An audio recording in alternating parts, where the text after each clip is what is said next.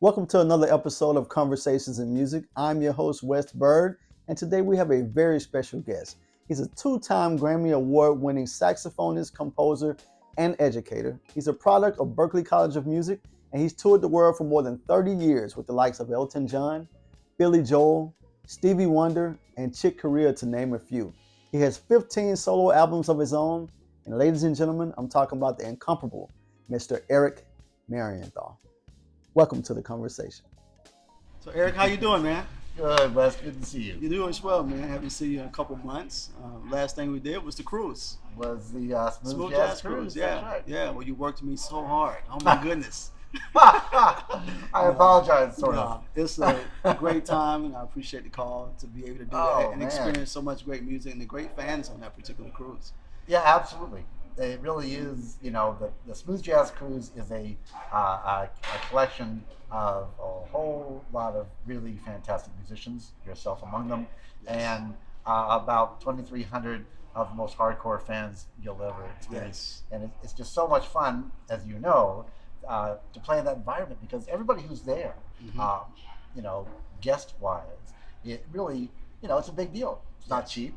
Yes. And it's a big commitment to fly all the way down, get on a cruise ship for a week, and take a week out of your schedule to do it. And so, but it's just such a feel good event. The first year I did it, I just thought, I always had heard about what music cruises were about, but you have to experience it. Correct. So when did you get started with that? Because you're now the musical director for the cruise, which takes on an entirely different role itself from just being a musician itself. So tell us a little bit about that and tell us about when you got started with the cruise. Right. I think the first year I did it was the Smooth Jazz Cruise in 2016, if I'm not mistaken. 16, okay. And I was just a player. And at the time, I think a year or two later, I did that cruise just as a player. And then the Blue Note at Sea cruise started the year after. Okay. And once that happened, the first time, Michael Azarov, the head of Jazz Cruises, asked me if I would be the MD, music director for that cruise.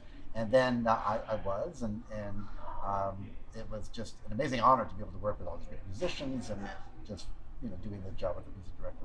And then he asked me subsequently to do the Smooth Jazz Cruise, and now he has asked me to do the Jazz Cruise, which is a straight ahead cruise as well. So now I'm the music director for the whole company now. Wow. And it's it's a lot of work, but it's one of those things that it really doesn't feel like it. Correct. I mean, it is a lot of work, but it's just so much fun, to work with people like yourself and just putting this giant, Tetris together so that everything fits well. Everybody, scheduling wise for the musicians works, but also that for the guests, it all makes sense. Yeah. And you're able to see all kinds of different things and not too much overlapping, but just the right amount. And it's really fun. It's using a part of my brain I thought I didn't even have. Yeah, the administrative part is a different thing. I'm Yeah, not so sure I have it. you do a great job, and I think everybody appreciates all the hard work you put in. It's noticeable, really, that you have great leadership skills, and everybody likes Eric. So Oh, this is man. a great thing. Yeah. Thank you. Where's my okay, I'll pay it. So let's go a little bit back to the beginning. When was you introduced to the saxophone, and how did you fall in love with the instrument? It was really in elementary school.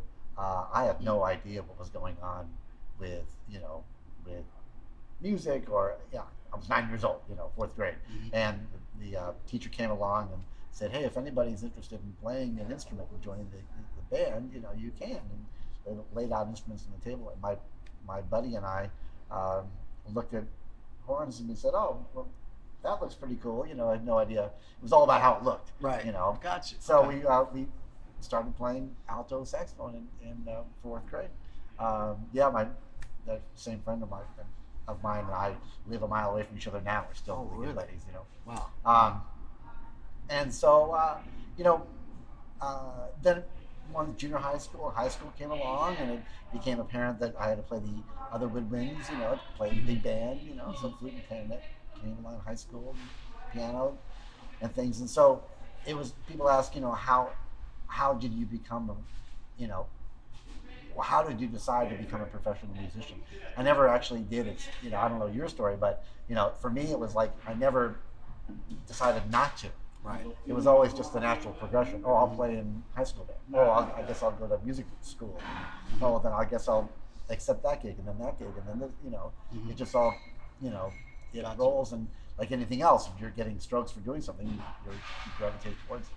Right. And you grew up where? And what was the music scene like where you were growing up in your community? Well, I grew up near Los Angeles, actually, for the most part, and so it was easy to hear music. I heard Cannibal Adderley live in 1975, the year Wow. he passed.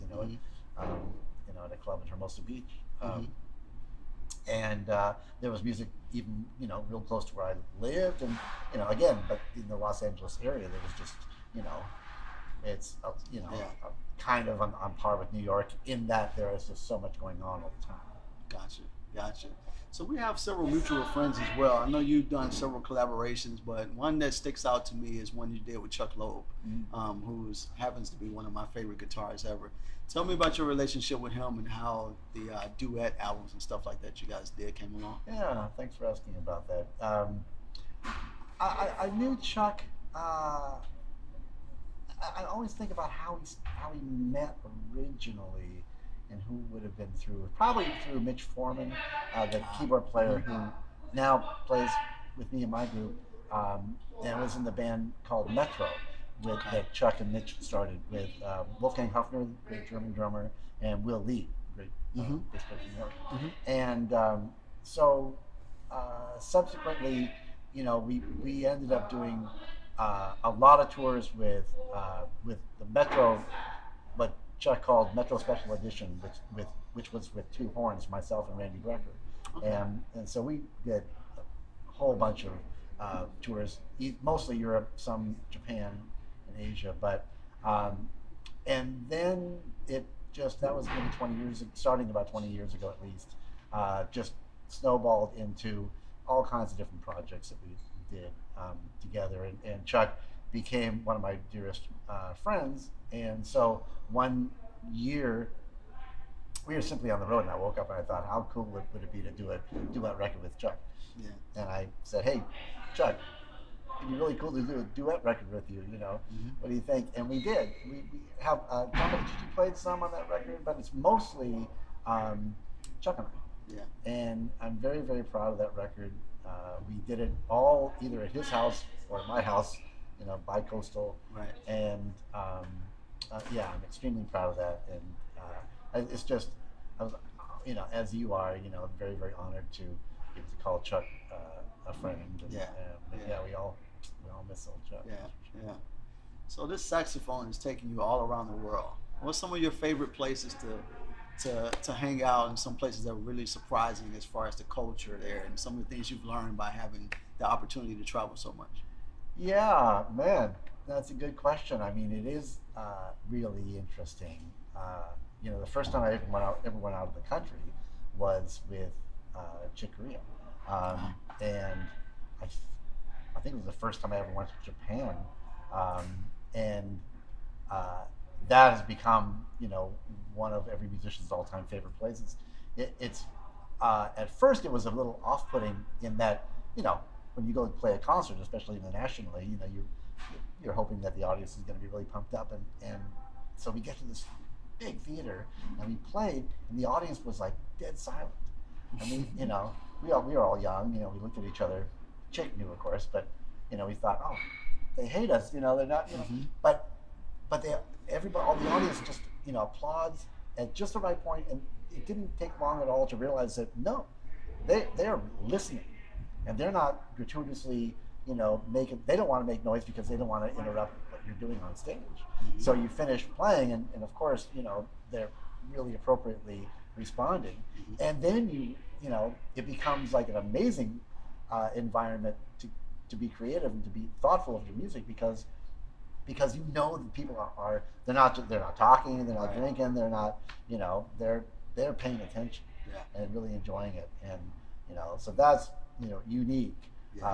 Not unique in the fact that people are paying attention, but they are uniquely focused on the music. And then Southern European audiences, Spanish audiences and Italian audiences, and of course South American audiences are real excited The farther south you go, it seems like the more energetic. Yeah. But to be perfectly honest, and again, I could ask the same question of you. It's any opportunity to play for people who really want to be there and listen to you is special. Yeah, my greatest experience from the cruise was obviously being able to play with so many great musicians, but the thing I took away was how serious the patrons were about the music and how much they really, really appreciated everyone, and it wasn't taken for granted at all. And that's something, I'm not saying I don't see it a lot, but it was just extra special, to be able to do that for 2 weeks straight. And people come up to you, after a while they see you a couple times, they really feel like they know you. Exactly. So, the conversations are, they kind of get intimate, they want to know where you're from, your background, and all that kind of stuff. And so I agree, it's always special to have great listening audiences. And so you bring up Chick, which was my first introduction to you. So he's a giant, his music is transcended all over the world. Everybody connects with it. Tell me what it's like to be in the Electric Band, on and off stage, hanging with all those guys, Dave and John, everybody. Tell me about that experience and just being with Chick and having to play all those great compositions that he's come up with over the years. I always say that I wish every musician could have that kind of an experience. You have an idea of what it's going to be like. It's one thing to play with musicians who you really respect. One thing to play with great players, and then there's that. Chick. One of the true icons of music. And it sounds gratuitous, but in his case, it certainly is not. And so it was an amazing experience to get to find out that Chick was just one of the guys. And so there was no, extra ego just because he was Chick Corea, just because it was his group and his whole organization. Really learned that whenever you're playing in any kind of musical situation with anybody else, whether it's a duo or an orchestra, it's not you and then the other musicians. It's that group, and that in the Electric Band case, it's 5 guys all communicating all at the same time, always. And there may be one person who's leading the conversation, the soloist. Right. But it's always a conversation. And so we that band almost never ever rehearsed, and our sound checks were never about tightening up music. It was all about balance. It was all about listening to each other. And the band may have been strong in terms of volume in the audience, but on that stage it was very mellow, monitor wise. Towards the end I didn't use a monitor at all. Really? Yeah, just because everything was just so nicely balanced and so acoustic feeling, even though it was an electric band. Correct. That we dialed in the blend of the group so well that, and then also, Chick was playing the acoustic piano, so monitor level had to be low anyway. And I was tucked right in the crook of the piano, and so any level of mine went right to Chick and also went into the piano, and he had the lid up, on the long stick even, and so so it just became easier and I could hear the piano fine. I was standing a foot away from it, and the other instruments too. So that, and it just showed me that if you're a really good musician, doesn't have to tell you that you're a really good musician. Right. You just play and you're open. And Chick was always open about like growing, and it wasn't like my way and that's the way we're going to do things. It was always not only a conversation, but a conversation that was really being paid attention to from everybody. And it was just really the greatest. Awesome. So what does Eric Marienthal do for fun? Everybody knows you with the saxophone in your hand, but who is Eric off the stage just as a human being, everyday life? What do you do for fun? What do I do for fun, man? Finding a good read is fun. Okay. Yeah. That's important, actually. Yeah. Yeah. Again, I keep saying this, but like yourself, it's fun to feel like you're able to relax and say, okay, taking care of my stuff. In a musician's case, you have to practice, and we get so caught up in the business of music, Right. and the organization of music and everything that the music business is involved, everything that is involved in the music business. But we can't forget about the music itself. So, and it all does stem from being able to play the instrument. Composing is yet another thing. Composing, arranging, mixing if we're, recording, and engineering. Now we all have our own studios, so the engineering side, but all those things take away from the actual playing. And so I quickly learned after I became the music director of the cruise, it is a time-consuming position. I'm honored to do it, but it takes a lot of time. And so I have to realize that no, can't forget number one, And so I spend time practicing, and that makes me feel good.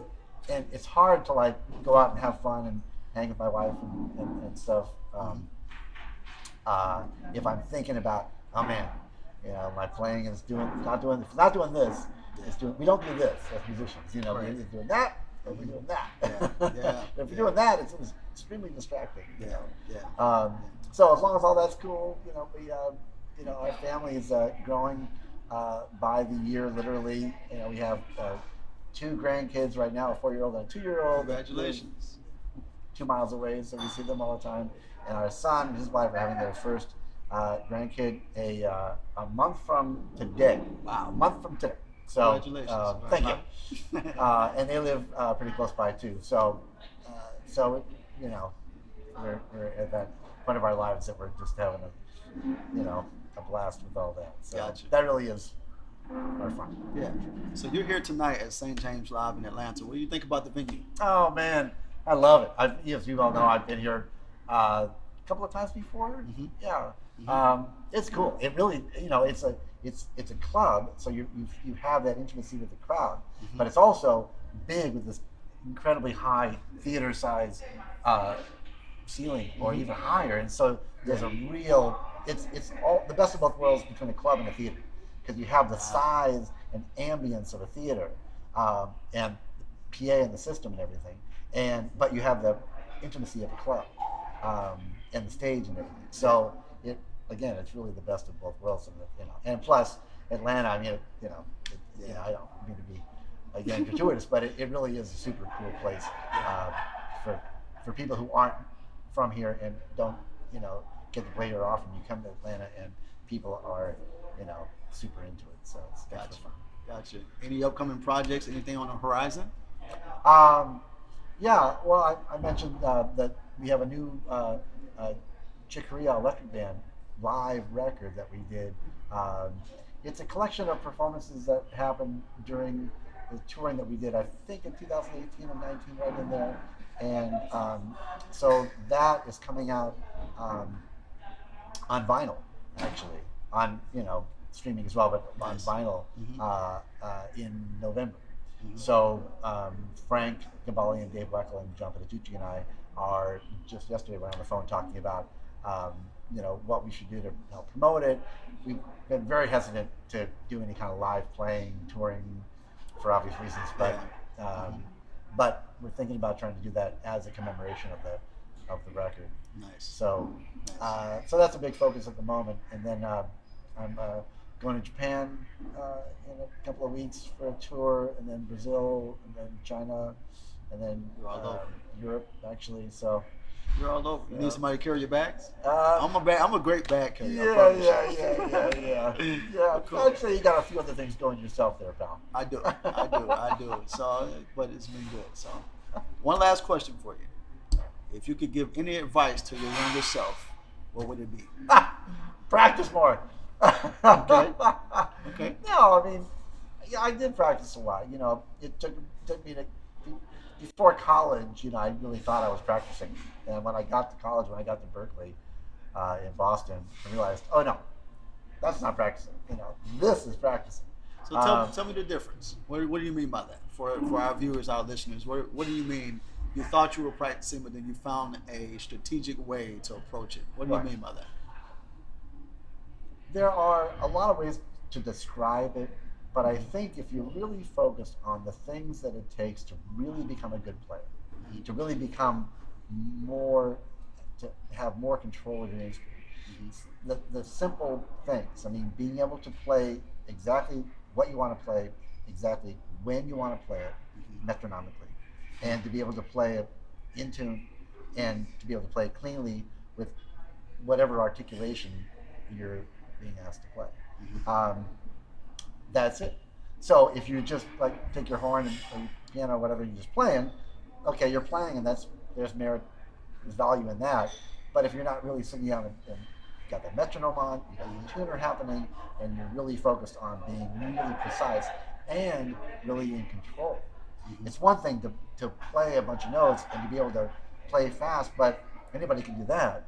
But if it's not controlled, then it's just a bunch of notes, and just kind of falling out of your instrument.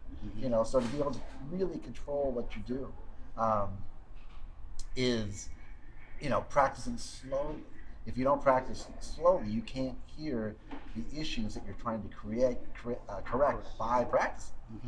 And so, practicing slow with the metronome, and then thinking about control. I learned that from Joe Viola at Berkeley. I learned that from watching Chick practice, not play too, but when he would practice, he was getting ready one time for a tour with a few orchestras in Europe playing one of the Mozart piano concertos, and I watched him several times after the show, after everybody left and the theater was, there's a piano that he could practice. And I thought he was just going to be blazing through it all, and he would just go nope, nope, nope, nope, and I could just tell that he was just getting used to feeling what it feels like to control every passage that he needed to work on. And once he had it, he could play it at he could play it at whatever tempo he wanted because he had control over it. Right. So that kind of approach to practicing is something that I wish I had. I had it at 19, at 20. I wish I had it at 14. Yeah. Well, it's the evolution of learning and getting to know your instrument. That's so right. let people know where they can find you. Online, wherever. Yeah, online. EricMarienthal.com. EricMarienthal.com. That's it. Thank you so much, Eric. Thanks for your time. Thank you, Les. Great to see you, man. See you soon, man. All right. That's a wrap. Awesome. You should do this for a living, man.